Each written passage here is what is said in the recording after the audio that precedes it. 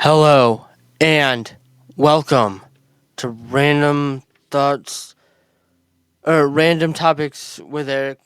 Sorry, I can't believe I just butchered that, but I've had so many names for this segment that I don't know. But anyway, Random Topics with Eric. I'm your host, Eric. Hi, y'all know me. But today, I want to talk, are dating sites superficial? And why or why not? Dangers of dating sites, and any. I'll try. I'll try not to name any sites on the negative side, but we'll go. I'll touch on dangers. Let's go first with that, and I'm not just using saying the scam part of dating apps. Yes, that's definitely a danger. So don't get me wrong, I'm not downplaying that. But at the same time, so let's go into the scam side of things. So there are people on there that have bad intentions that want to take advantage of you, use you, whether it's financially or emotionally. Uh, they'll ask for money, which I've sadly experienced this a lot. No, I have never given money to anybody, so not to make anybody think that I've been scammed. But the reason I'm bringing this up is people are out to scam, whether, like I said, financially or emotionally. They'll lead you on, they'll tell you everything you want to hear, but completely the truth being the opposite of whatever they say. Which, I mean, yes, that happens in when you meet somebody face to face too, or through a friend or whatever. But you're more likely to experience that through a dating app, and that's unfortunate because people are going on there because they want to find their their quote unquote soulmate, and you know you don't you can't go on there looking for a soulmate. Obviously, don't wear your heart on your sleeve, but you can't go on there expecting to find somebody. You know, I've had somebody give me the analogy or ask me the question like, okay, do you when you walk into your job, do you expect, and this was on another podcast, so I can say this wasn't like a private conversation, but when you walk into work, do you walk into work expecting to find a relationship? No, but my answer to that is that's 100% different, because you're not going into work seeking specifically to find somebody, but a dating app, which that's what it's for, or allegedly that's what it's for. You know, you're kind of going in thinking that you might find somebody. So the analogy of, or the question again, throwing it out there again, of, do I go into work seeking a relationship versus do I go on a dating site to look for a relationship? That's Like, that's so far off to, like, there's no comparison. One, it's called a dating site for a reason, because you're looking to date someone. Like, the let's get into the superficial part of things with dating apps. Everything is by looks. People don't. Uh, it's almost a waste to have a bio or, prompts that you have to answer, because people don't pay attention to those. All they do is pay attention to the pictures. And no offense, but most people on those sites, they airbrush. Those people are so airbrushed that they get the attention because they're not they're not genuine. They look like a model.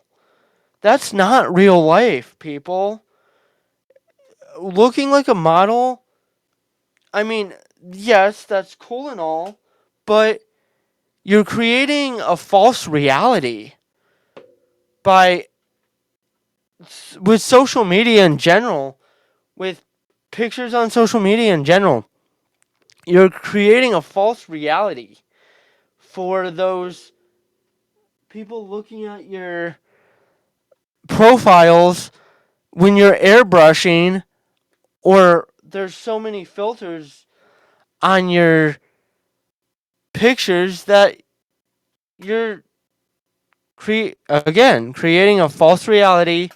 And also, like, my experience with dating apps is little more challenging because, as people know who have followed me, me having a few disabilities, not that that doesn't make it hard to, find a job. Now it sadly affects me finding a relationship because, you know, people write it's the next best thing. And when they find out I have a disability, which I feel like I get not telling them right away, but, you know, when I eventually do tell them, that automatically forces them to write me off as a possible relationship candidate.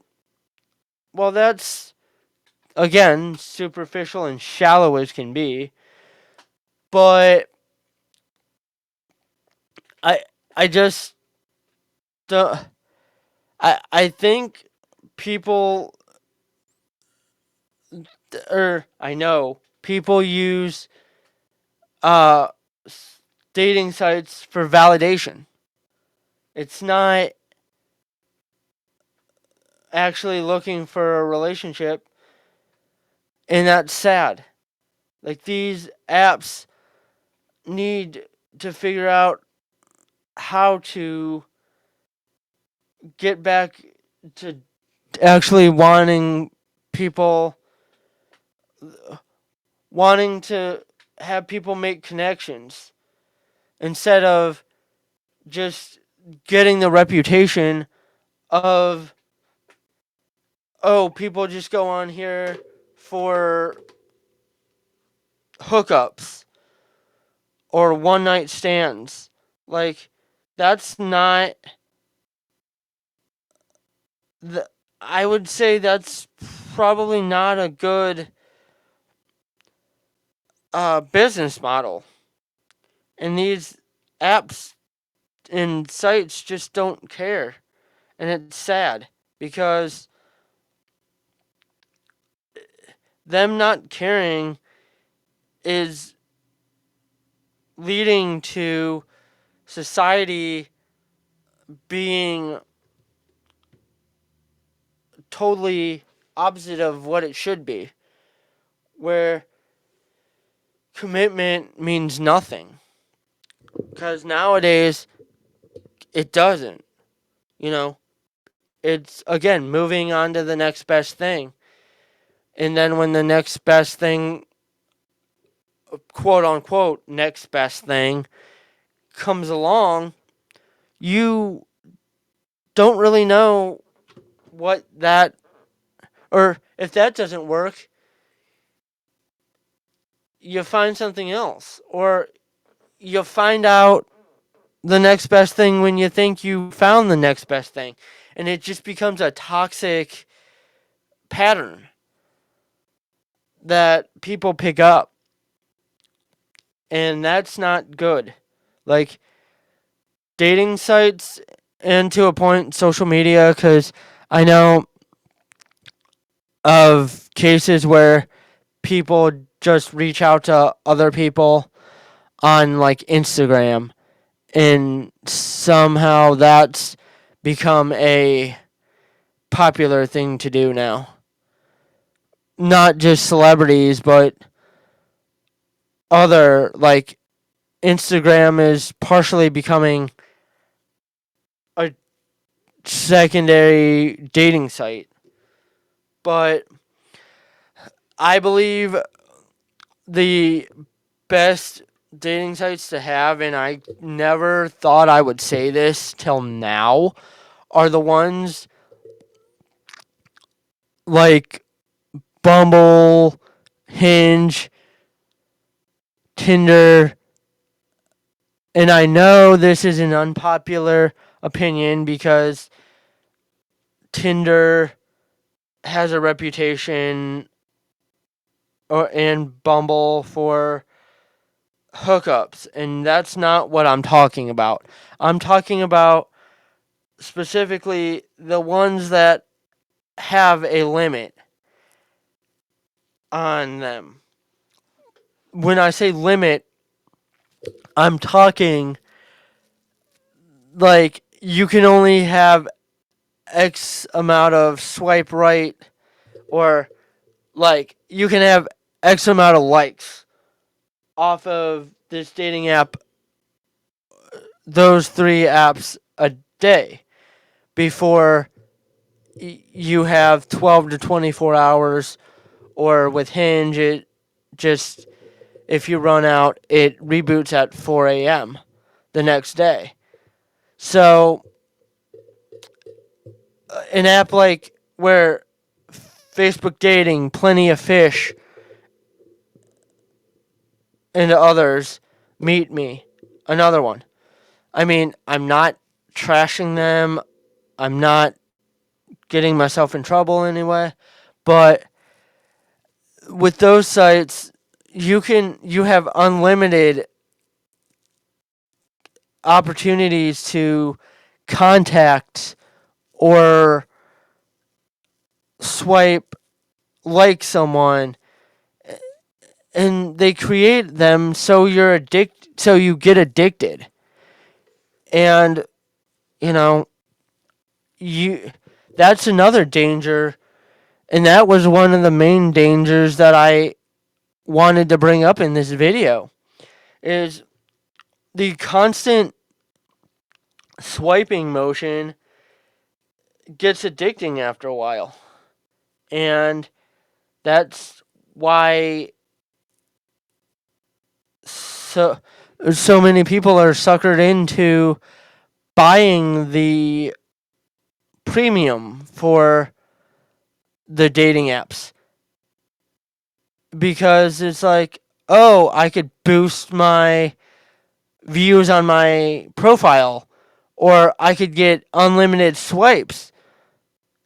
I mean, I know the ones I named for the positive also have that, but like, using the free version might make it a little harder to find matches, but at least you're limiting yourself and getting addicted. Because social media in general, whether it's dating apps or the basics like Facebook, X, Instagram, Threads, Truth Social, and others, you know, all of those you swipe or scroll, and the scrolling motion or swiping motion is known to get people addicted. So, I mean, that's a dangerous social media in general. And that's why, like I said in my last video, I now recently have been putting my phone in airplane mode a lot, especially if I'm at work or something. My phone goes automatically into airplane mode because I don't want the distraction. I need to stay present in the place I'm in at that point. And presence is important for anybody. And social media and even texting nowadays is out of hand. Like, people will text a person who's sitting right next to them or across the room from them. The social skills of the younger generations are so far gone, it's not even funny. Like, dating sites, just using that. People just want to text. I mean, I get there's negatives to video chat and stuff, but you can't make a connection through text. I'm sorry, but there's no connection being made when you're just texting somebody back and forth for 2-3 weeks in itself.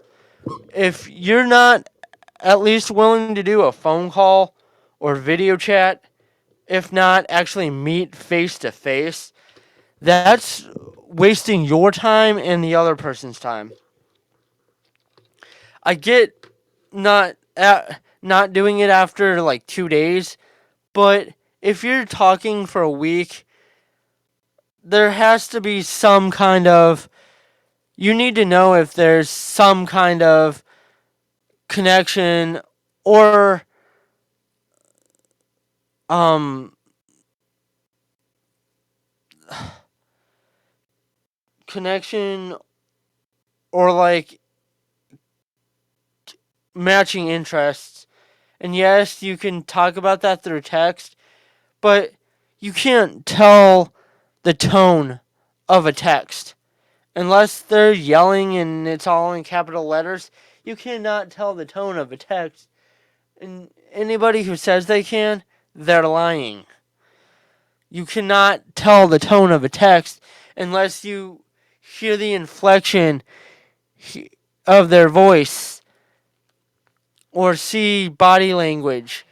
It's great to be able to text somebody, but if you don't have the intentions of wanting to actually meet a person and then let it play out after you meet the person, then again, you're taking up someone's time that they could be talking to someone else who actually might want to take that time not only through text but over the phone in some capacity, more than texting, or in person.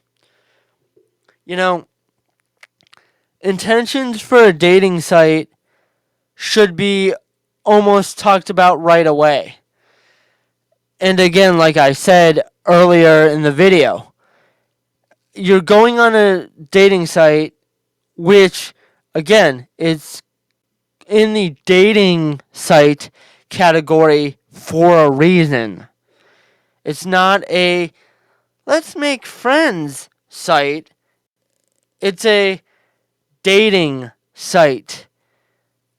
So, again, if you're just going on to make friends, to, find somebody to smoke with or something like that.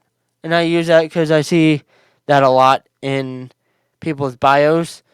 Like, I don't know, go to a smoke shop or something. Like, where you'll find people there that have the same lifestyle.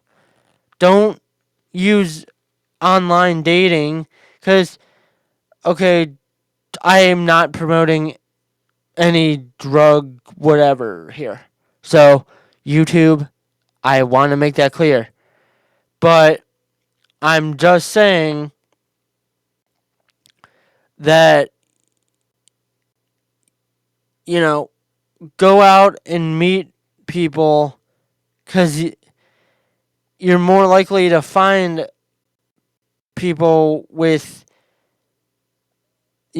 if you go to a smoke shop, you're more likely to find people that have that interest, and also you're less likely to be scammed because, I mean,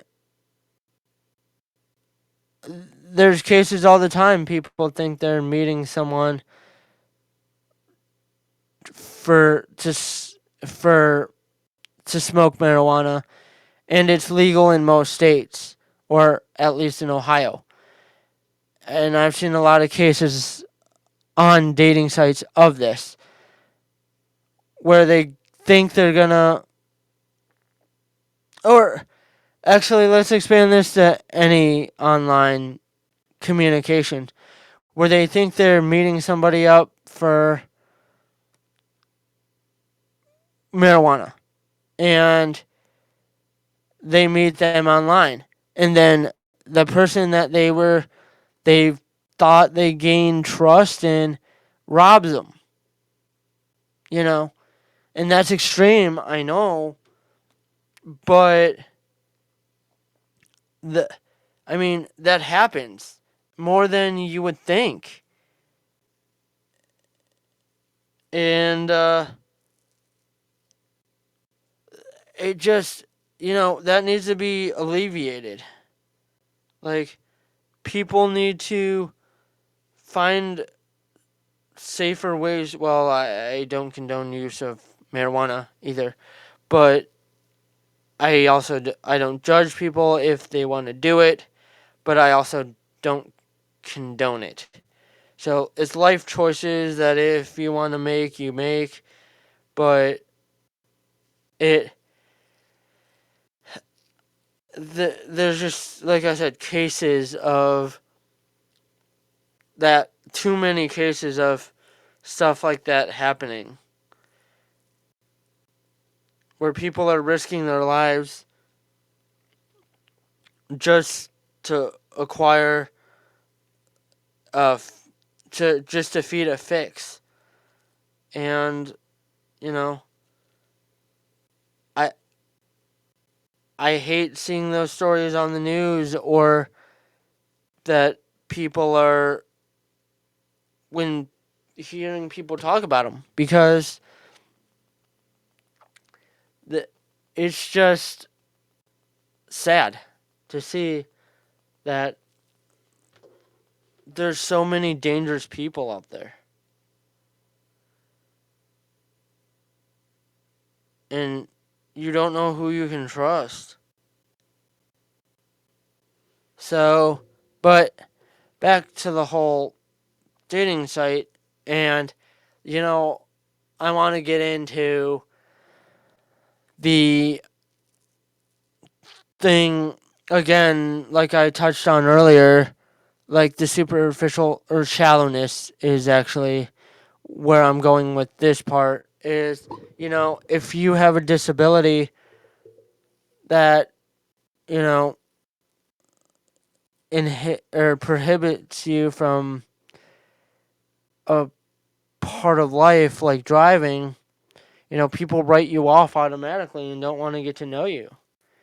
And me being a person who is honest and genuine, like, I try my best to, be upfront with people. and it just doesn't turn out well for me. But, holding that off and not telling, I feel like I'm lying. So I'm kind of in a lose-lose situation there. But, I mean, for those who watch and get to this point, what do you think of that? Is it better to be upfront with someone, and if they don't like it, then, they move on? Or is it better to wait and go that route and just not tell them anything? I I don't know. It just doesn't.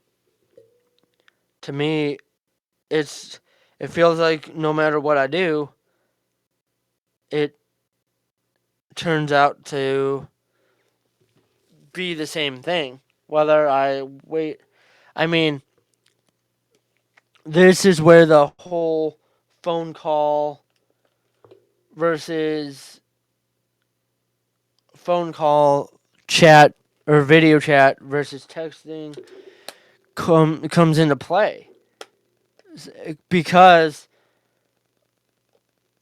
the fact of sorry the fact of you're not making the connection, you're not actually getting to know a person in a way to build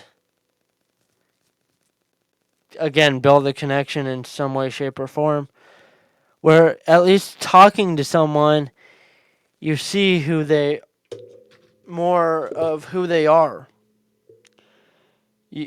You can, you don't, just texting someone, you're not going to know if you like them.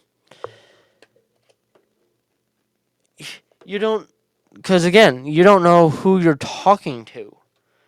You don't know if you're actually talking to the person pictured. You don't know if they look totally different.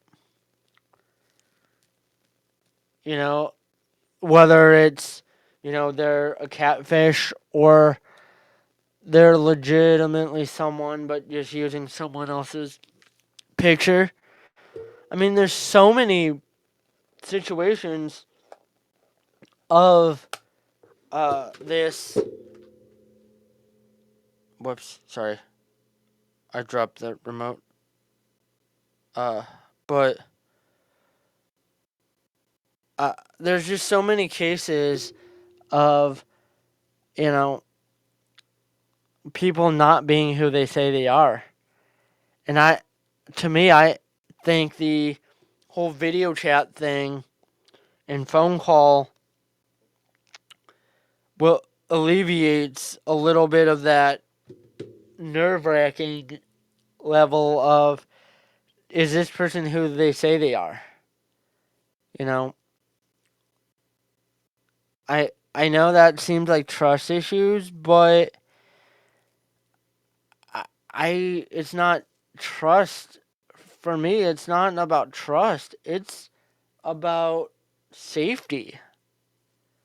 You know, that should almost be a requirement from some of these sites, that you have to video chat it, like X amount of time passes and you have to video chat, like, I don't know, 5 days to a week, and then you have to video chat with the person to verify who you both are, since these sites can never require you to verify yourself,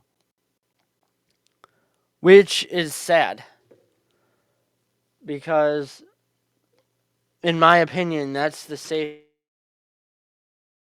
way to go about things. But anyway, I've rambled enough. So, thank you for listening. Hopefully, people watch later, and have a good night.